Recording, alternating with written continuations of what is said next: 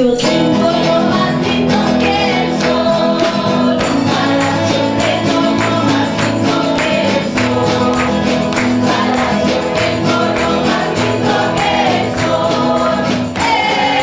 Más allá. Señor, sí Señor, acuérdate de mí. Señor, sí Señor, acuérdate de mí. Señor, sí Señor,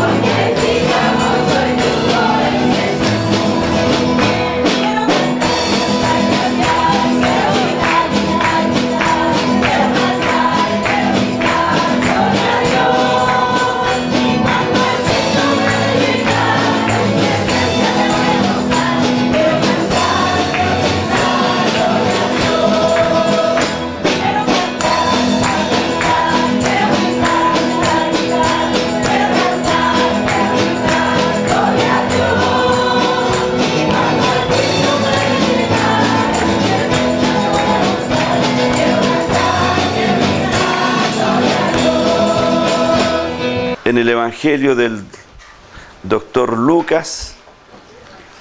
¿Le gustó ese doctor Lucas? Era médico. El Evangelio de Lucas, en el capítulo 15. Voy a leer algunos versículos porque vamos a hablar de todo el capítulo. Así que hágase el ánimo nomás. Amén. Mientras el Señor me ministraba anoche, Gloria a Dios. me entregó esta palabra y la quiero compartir con ustedes. Amén. Y dice así en el nombre del Señor. Amén. Se acercaban a Jesús todos los publicanos y pecadores para oírle. Y los fariseos y los escribas murmuraban diciendo: este a los pecadores recibe y con ellos come.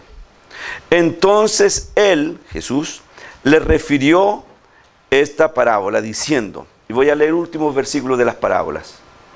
Versículo 7.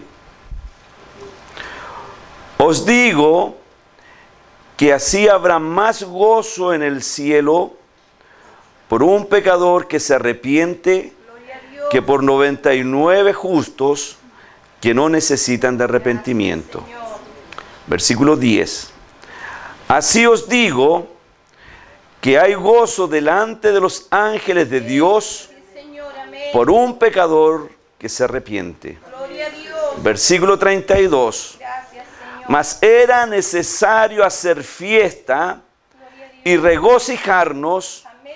porque este tu hermano era muerto y ha revivido, se había perdido Gloria a Dios. y es hallado. Gracias. Amén. Padre, te damos gracias por tu amor, por tu misericordia, porque eres bueno, Señor, y maravilloso. Gracias, Padre eterno, por todo cuanto usted nos da. Gracias por su amor, por su misericordia. Pido a ti, Señor, que dirijas mi mente, mi voluntad, y que me des sabiduría y entendimiento para hablar de esta palabra. Señor, en el nombre de Jesús, prepara nuestros corazones. Prepáranos, Señor, para recibir de ti, Señor, para recibir de ti. En el nombre de Jesús. Sí, sí, eso es verdad. Hay poder en la sangre de Cristo. Gracias, Señor, en el nombre de Jesús. Amén y amén. Demos gloria al Señor. Gloria a Dios. Gloria a Dios. Amén.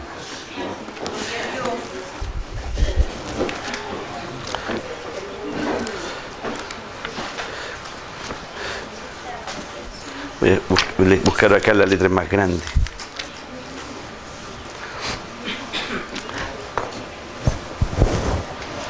Jesús, dice la Escritura, se acercaba a los publicanos y a los pecadores. ¿Quiénes eran los publicanos y quiénes eran los pecadores? Los publicanos era gente de la nacionalidad hebrea o judíos que cobraban impuestos por cuenta de Roma. Los impuestos eran abusivos, eran altos, y no es que ellos cobrasen para restituir a Roma, sino que la forma que ellos más o menos operaban era que ellos pagaban un alto precio y después ellos recuperaban desde la gente. O sea, ellos pagaban un impuesto anual ellos como recaudador y de ellos después recuperaban de la gente. Por eso que la gente los odiaba. Entonces, los publicanos eran gente judía que cobraba impuestos. Y los impuestos como de Roma eran abusivos. El publicano trataba de obtener el mayor monto de la gente de su región que le estaba asignada. Entonces, el publicano no era bien visto, era más bien odiado. Ahora, si era gentil, o sea, no judío, y más encima publicano, como diríamos en el campo, peor todavía. O sea, gentil y publicano, o sea, al judío publicano le tenían mala, gentil y publicano peor todavía. Entonces Jesús se juntaba con los publicanos, se acercaba a los publicanos, a esta gente que todos odiaban, y se acercaba también a los pecadores. Dentro de la escala de la sociedad en esa época, los pecadores eran pecadores, no pescadores. Los pecadores eran el último eslabón de la sociedad. Los pecadores estaban excluidos de todo culto. No tenían derecho a nada. Un pecador podía ser alguien, un homicida, como alguien que haya faltado a una sencilla práctica religiosa. No tenían derecho a entrar a la sinagoga. Estaban excluidos de todo, parece que lo dije. No tenían derecho a nada. Para ellos no había esperanza y no había solución. Estaban destinados a vivir siempre al margen de la sociedad. No había para ellos un porvenir bueno, no había para ellos nada saludable. Todo era para ellos una recriminación y una condena. Ese era el grupo de los pecadores. Era gente despreciable. Gente que no tenía la honra y que no tenía dignidad. Entonces Jesús se acerca a estos dos grupos, a los pecadores y a los publicanos.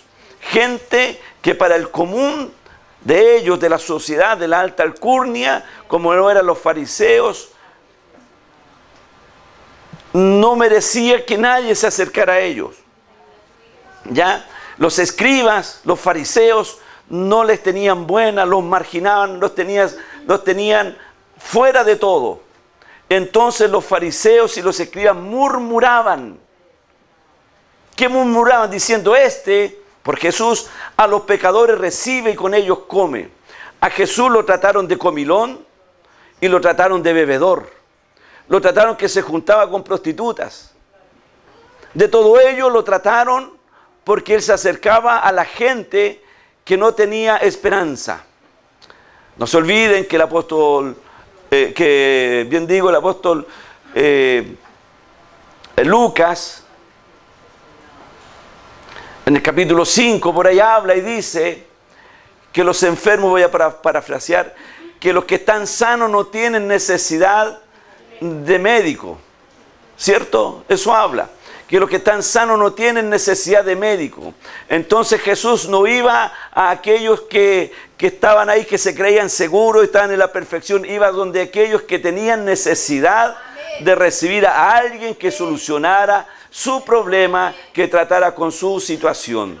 Por ello se acercaba a la prostituta para llevar perdón, se acercaba a los pecadores para ver su condición y sacarlos de ahí, se acercaba a los publicanos para poder también que ellos enmendaran su error y devolvieran a aquellos que habían defraudado.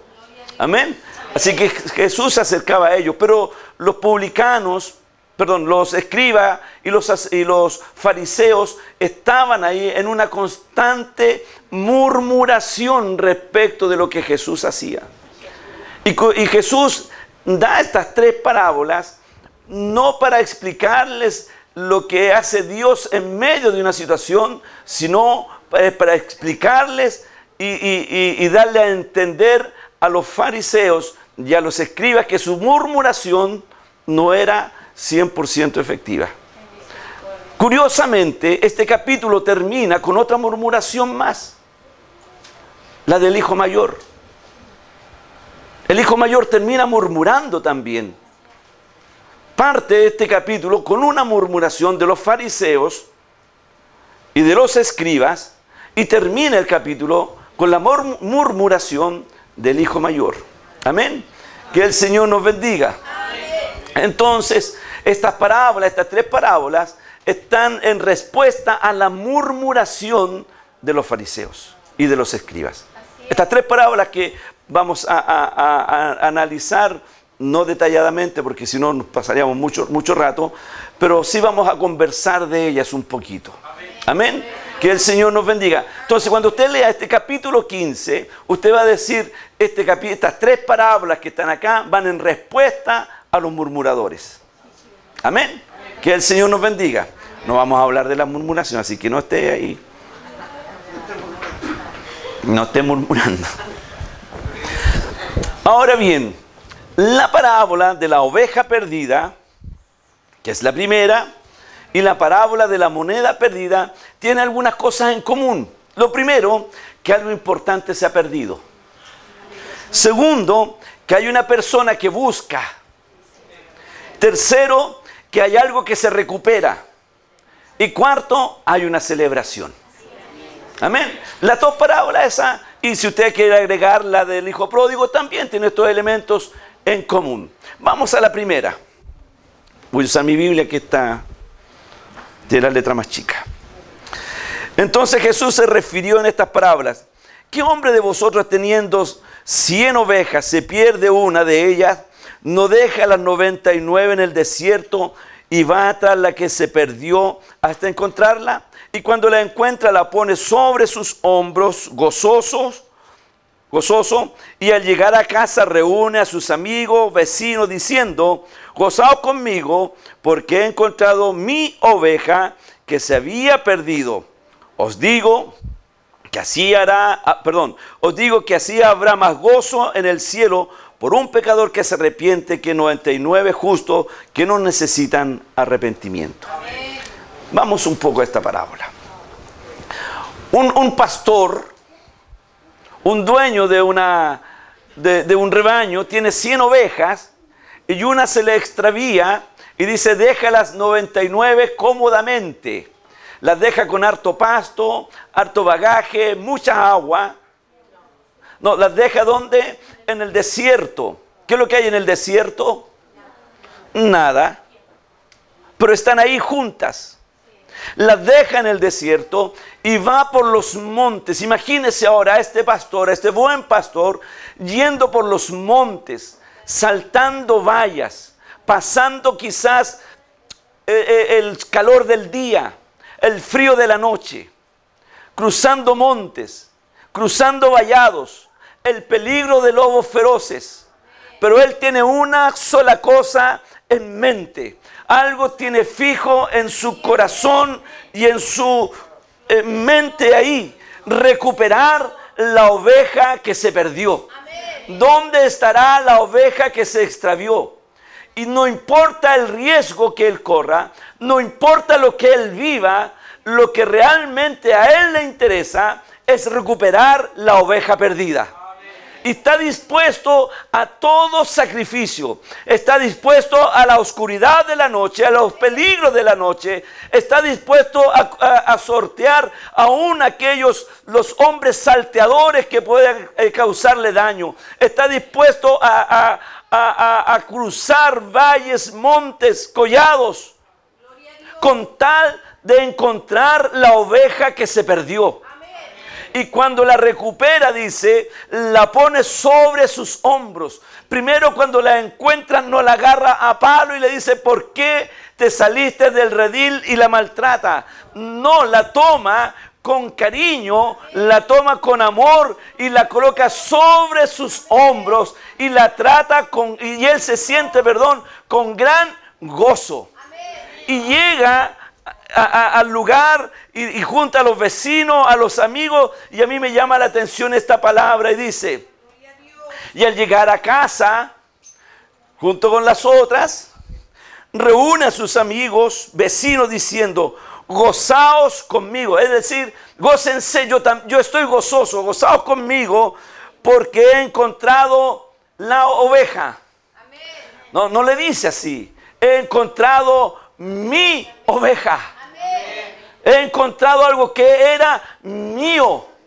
Se había extraviado. Nunca dejó de ser de él. ¿Me va entendiendo?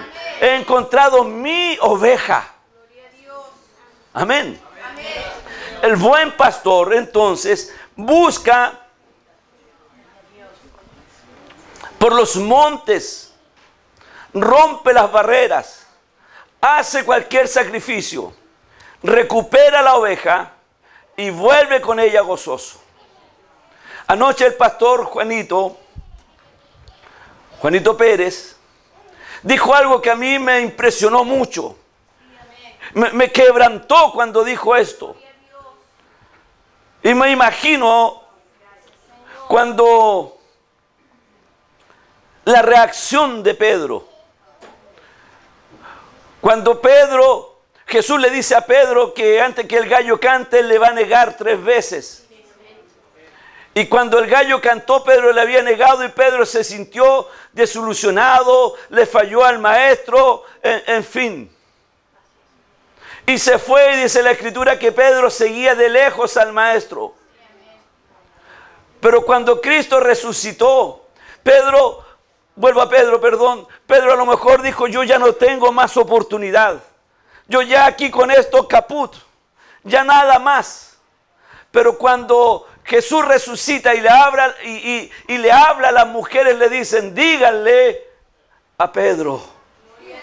Siempre Cristo lo tuvo en su corazón. No porque lo habría traicionado, se olvidó de él. Lo tenía ahí en mente. Amén. Se acordó de Pedro. Dígale a Pedro. La oveja esta que se extravió era su oveja, es mi oveja. No era la oveja perdida, no era la oveja descarriada. Era mi oveja, no tenía apellido o apelativo. La recupera. ¿Y qué es lo que dice después?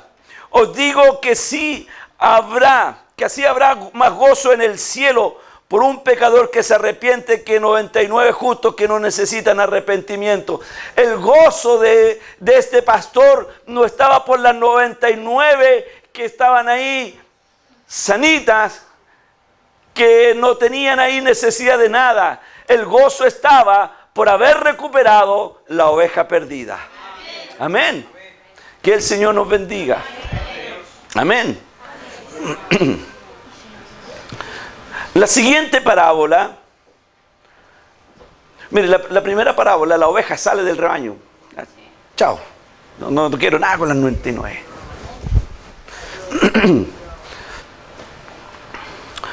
Versículo 8. ¿O qué mujer que tiene 10 dracmas, se pierde una dracma, no enciende la lámpara y barre la casa y busca con diligencia hasta encontrarla? Y cuando la encuentra, reúne a sus amigas, vecinas, diciendo, gozaos conmigo, porque he encontrado la dracma que había perdido.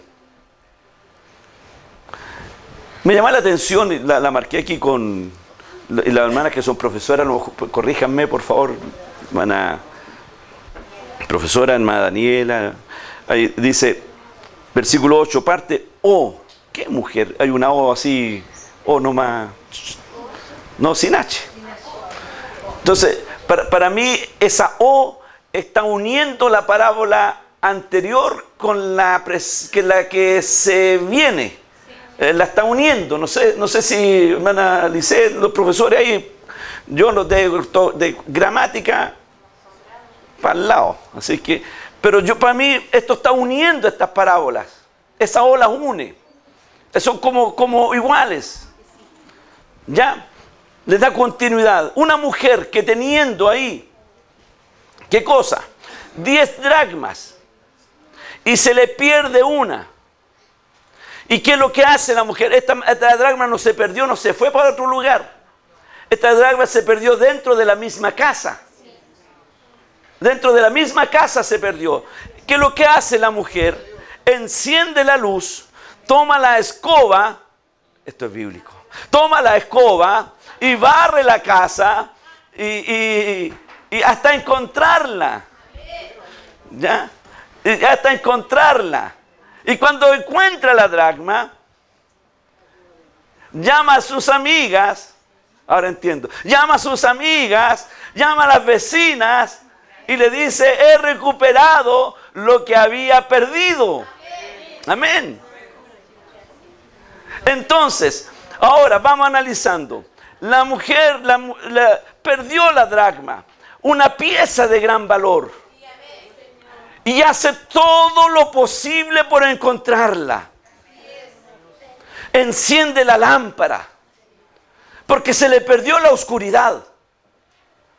Y para encontrarla necesita luz. Necesita barrer, necesita ordenar. Entonces, enciende la lámpara. Lámpara es a tus pies tu palabra y lumbrera a mi camino. Enciende la palabra. Se va a la palabra. La mujer sabia con sus manos edifica su casa. Va a la palabra. Enciende. Y toma la escoba y barre. No sé, moverá muebles. Levantará muebles. Correrá muebles. Barrerá por los rincones. Y en todo ello va a sacar cosas que no había, que no eran necesarias. Y aquí encontré esto otro. Pero va a encontrar también cosas que son innecesarias. Y las innecesarias las va a tomar, le va a echar una palita y la va a echar a la basura. Y en todo ese ordenar de su casa va a encontrar la perla, va a encontrar la dracma que había perdido. Y va a juntar a las vecinas, a sus amigas, le va a decir, ¿saben qué? Yo había perdido esta dracma, yo había perdido este tesoro que tenía. Y vengan y gócense conmigo porque lo he encontrado. Amén. ¿Qué agrega la Escritura, versículo 10? Así os digo que hay gozo delante de los ángeles de Dios por un pecador que se arrepiente. La dracma, la oveja perdida, somos usted y soy yo.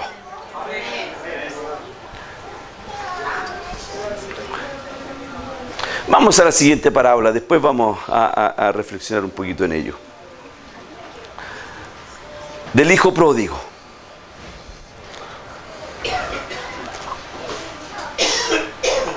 Una parábola muy conocida por todos.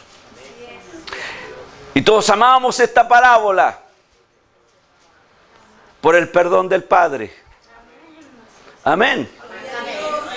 Que el Señor nos bendiga. Pero no se olvide que Jesús habló esta parábola por la murmuración de los fariseos y de los escribas. Amén. ¿Qué es lo que es pródigo? El hijo pródigo. Uno siempre asocia al hijo pródigo como alguien malo, alguien que fue, gastó y todo perdidamente. La Biblia habla de que perdidamente nomás. El hermano mayor le agregó algo. Este lo gastó con prostituta. Pero él no dice nada. El hermano mayor le recibió ahí por interno, ahí parece que le soplaron la oreja. ¿Qué significa pródigo? Abundante. Yo lo noté. Significa generoso, abundante, derrochador. Generoso, abundante, derrochador. Generosamente él invitaba a sus amigos a la mesa. Yo pago. Todo era en abundancia. Y él derrochaba. Él pagaba. Yo pago. Yo pago. Yo pago. Yo pago. Entonces, ahora esta parábola nosotros debemos de centrarla no tanto en el hijo, de acuerdo a lo que estamos analizando hoy día, sino más bien en un padre que tiene dos hijos y cada uno de sus hijos falla delante de él de acuerdo a su naturaleza, de acuerdo a cómo ellos se mueven, cómo ellos viven. Cada hijo falla. Me van entendiendo, ¿cierto? El padre ama a ambos hijos. No sé si ambos hijos aman a su padre. Es un cuestionamiento ahí. ¿Ya? Ahora bien, el hijo menor le dice: Padre, dame la parte de la hacienda, de la herencia que a mí me corresponde. En el libro de Deuteronomios, si no me equivoco, en el capítulo 27 por ahí, está la forma en que se debe dividir una herencia. cuando hay dos hermanos, esta se tiene que dividir en tres. Y el hermano mayor recibe los 2/3 de la herencia y el menor 1/3. El mayor siempre recibe doble porción. Así que bienaventurados los hermanos mayores. Doble porción.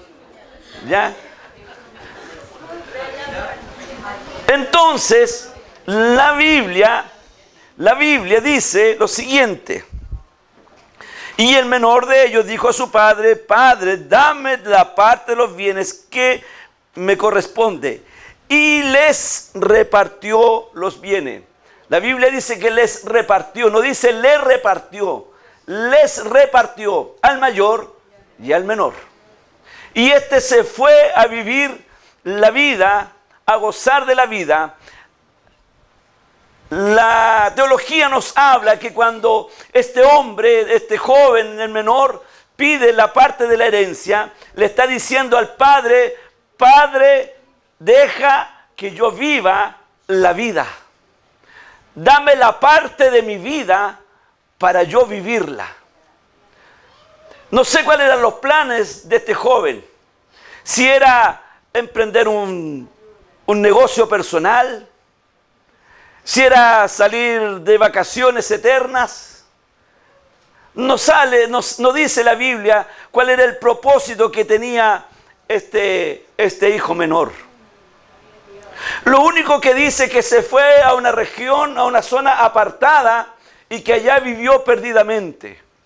Y cuando todo lo hubo malgastado, llegó a donde los hacendados de la zona, de la región, a cuidar puercos, chanchitos, como decimos acá. El animal inmundo para los judíos era el cerdo. No lo podían comer hasta el día de hoy y no lo podían tocar, por lo tanto trataban de ni acercarse ni tener contacto con ese animal inmundo. Pero este hombre, siendo judío, tuvo que tener contacto con la inmundicia. Tuvo que soportar el olor. Tuvo que soportar los empeñones que estos animales le daban. Tuvo que soportar todo aquello que el común del pueblo judío detestaba y evitaba. Él tuvo que pasar. Tanto así que deseaba, dice la Biblia, deseaba llenar su vientre con las algarrobas, con el alimento que le daban a los cerdos. Pero no se lo permitían, no porque no pudiese comerlas, no se lo permitían porque no se podían comer. Era un alimento de tan mala calidad, era un alimento natural, pero no era apto para el ser humano. Pero él así, sabiendo que no era apto para él, tenía deseo de comerlo, porque no tenía que comer. ¿Me va entendiendo? Amén, ¿cierto? Él quería vivir esa libertad. Y en esa libertad llegó a ese punto. Pero un día este joven dice: me levantaré e iré a mi padre y le diré: Padre, he pecado contra el cielo y contra ti. No merezco ser llamado tu hijo. Hazme como uno de tus jornaleros. Amén. Cuando dice volviendo en sí, versículo 17, volviendo en sí, volvió la cordura en él. En medio de los cerdos, en medio de las algarrobas. Es que sabe una cosa, hermano, hermana. Dios muchas veces toma nuestras crisis, toma las circunstancias de la vida, los dolores de la vida, los problemas que vivimos, las situaciones que vivimos, las que no queremos vivir, para que podamos mirarlo a Él, para que nos podamos acordar de Dios. Dios se mueve y se manifiesta en medio de los problemas. Dios se mueve y se manifiesta en medio de la adversidad. Dios usa la adversidad para que el hombre y la mujer recobren la cordura. Amén. Dios usa la adversidad para que el hombre recobre la cordura y vuelva a mirar a su Creador. ¿Qué adversidad podamos estar viviendo? Enfermedades, no sé, problemas familiares, no lo sé. Pero Dios toma su adversidad para que usted y yo podamos volver nuestra mirada al Creador. Amén. Seguimos con el relato. Entonces, dice la palabra, lo voy a leer. Y volviendo en sí dijo: ¿cuántos jornaleros en casa de mi padre tienen abundancia de pan y yo perezco de hambre? Me levantaré e iré a mi padre y le diré: Padre, he pecado contra el cielo y contra ti. Ya no merezco, ya no soy digno de ser llamado tu hijo. Hazme como uno de tus jornaleros. Cuando yo leo la escritura, hazme como uno de tus jornaleros, uno puede estar pensando: este joven se está tirando al suelo con el papá. En realidad no es tan así. Porque lo que le está diciendo: papá, contrátame para salir de la miseria. Yo voy a responder por el contrato, pero si no me gusta, yo sigo teniendo mi independencia. ¿O no? Porque lo que lo va a amarrar con el padre es un contrato. Él quiere seguir manteniendo su independencia. Él dice: le diré que me haga como un jornalero. ¿Me va entendiendo? Sí, amén. Él ya vivió la vida sin la supervisión del padre. Él ya vivió la vida sin esa supervisión.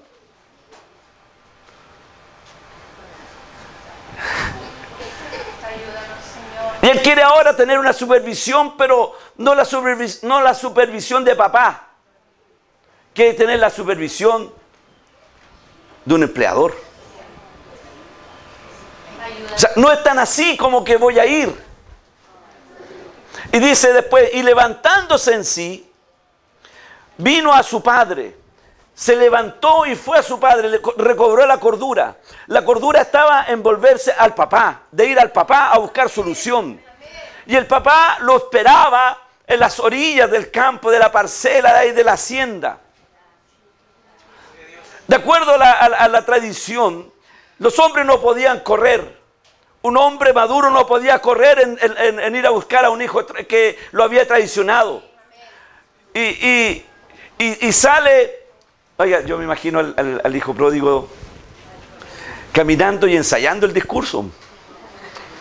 Sí, ¿cómo se lo digo? Caminando por las calles polvorientas de la ciudad, de los campos, cruzando y ensayando el discurso. Padre, no merezco ser llamado hijo. Hazme como uno de tus jornaleros. He pecado contra el cielo. No, ¿qué le digo primero? Y va ensayando el discurso.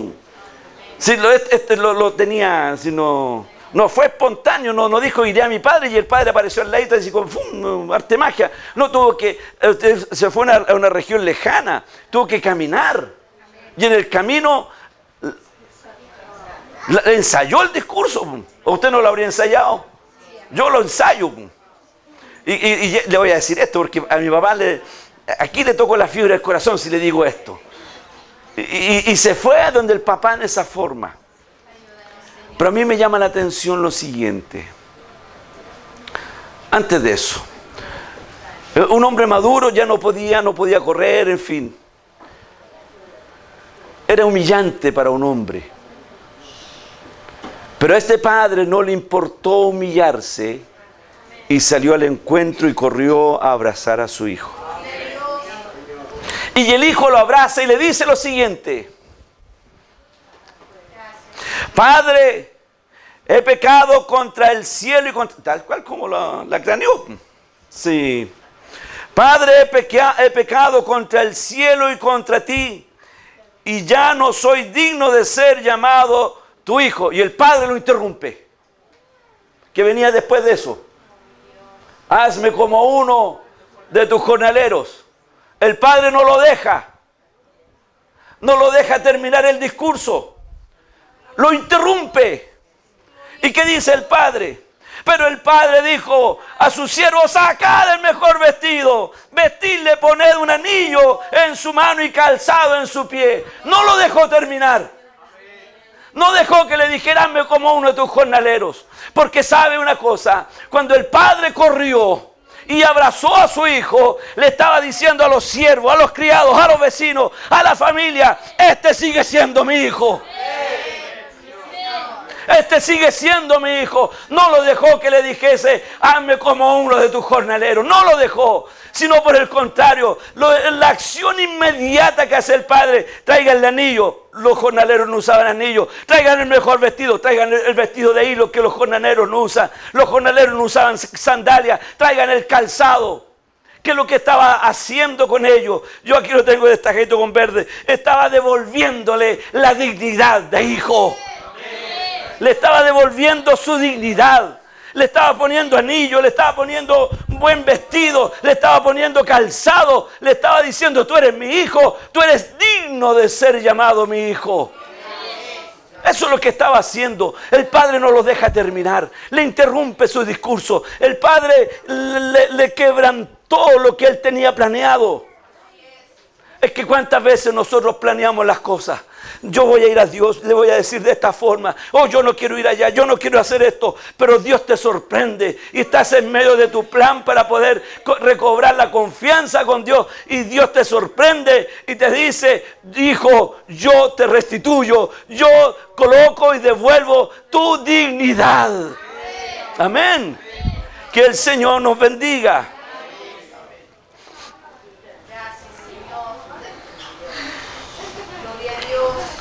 El hijo mayor, hasta ahí todo bien. El papá gozoso. Y sabe una cosa, cuando los judíos mataban un corderito, era algo rápido para comerlo en familia. Pero el becerro gordo era la cosa en grande. Venían los vecinos y venían los amigos. Entonces cuando llega y dice: maten el becerro gordo, también estaban llegando los vecinos, los amigos. Era fiesta. El hijo mayor está en el campo y de repente escucha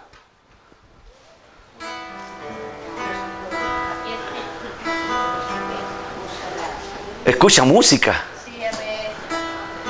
Escuchará los aplausos. A lo mejor alguien va y le dice: oye, en tu casa hay fiesta. Y el papá había cometido un error de no avisarle al hijo. Y el hijo llega a la casa y ¿qué pasa?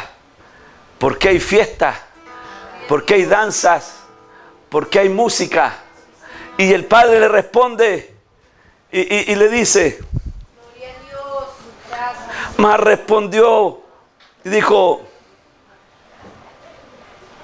acá: porque este mi hijo muerto era ya revivido, se había perdido y es hallado. Y comenzaron a regocijarse. Y su hijo mayor, que estaba en el campo, cuando vino y llegó cerca de la casa y oyó la música y las danzas, y llamando a uno de los criados le preguntó qué era aquello, y le dijo: tu hermano ha venido y tu padre ha hecho matar el becerro gordo por haberle recibido bueno y sano. Entonces se enojó y no quería entrar. Salió el padre, por tanto su padre, y le rogaba que entrase.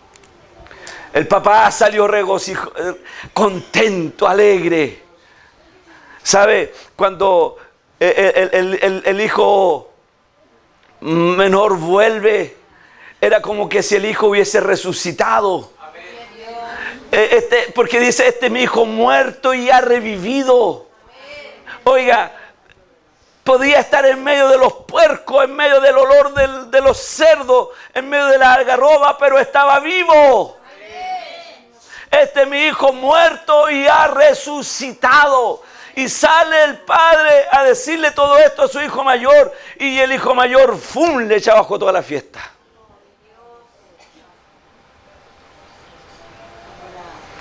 ¿Cuántos años llevo contigo? Y ni siquiera, y ya había recibido doble porción. Ni siquiera me he dado un cabrito para disfrutarlo con mis amigos. Y el padre le dice, pero si todo lo mío es tuyo. Todo lo mío es tuyo. Leamos el relato, por favor. Mas él respondió y dijo, Padre, he aquí tantos años te sirvo. Ese es el problema del hijo mayor. Ese es el problema. Que él se consideraba como un trabajador más, no como hijo. Como un sirviente más, no como hijo. Ese era su problema. Seguramente vestía igual que los trabajadores. Igual que los sirvientes. Tantos años te sirvo.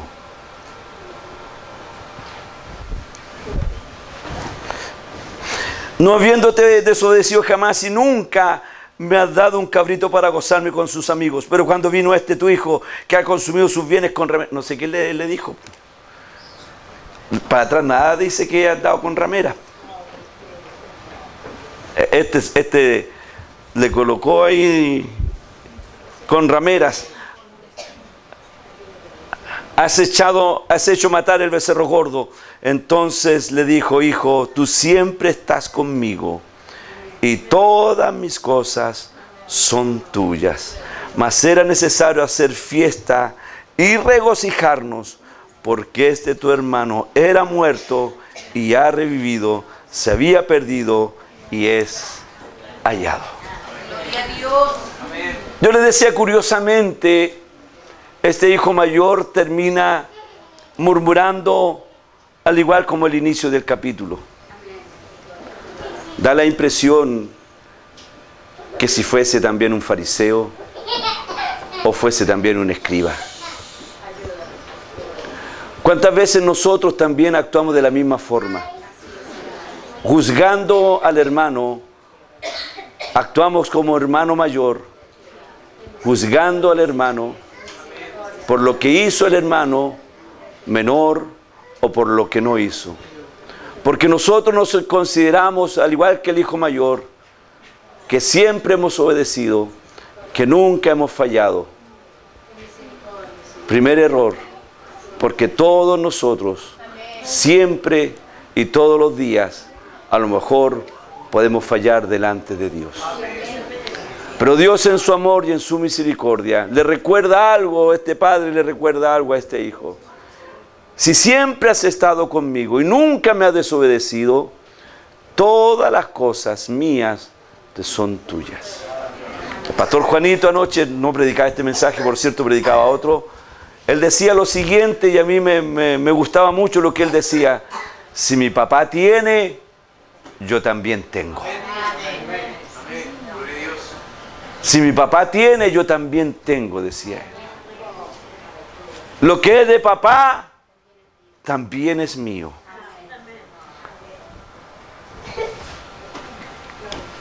Actuamos como fariseos. Pero que hay un padre que sufre doblemente. Un hijo que se va de la casa y un hijo que se le aleja dentro de la misma casa. Uno que se va a vivir perdidamente y que lo recupera, pero el otro que estando bajo su mismo techo se le aleja. ¿Me entiende, cierto?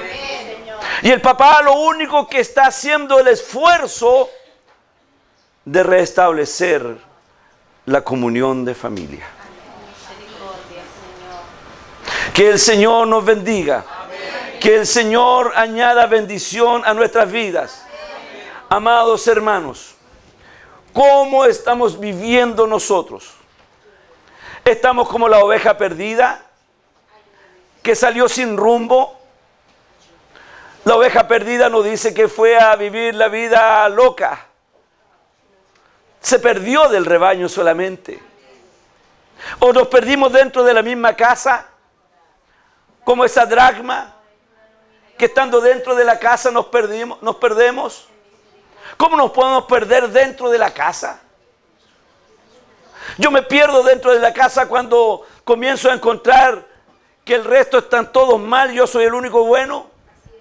Me pierdo cuando empiezo a juzgar y a condenar a mis hermanos. Me pierdo cuando todos están apuntando en una línea de adoración y exaltación y yo estoy ahí. Miren lo que se le ocurrió ahora al pastor. Aniversario. ¿De dónde la sacaron? Si la iglesia no cumple, es eterna.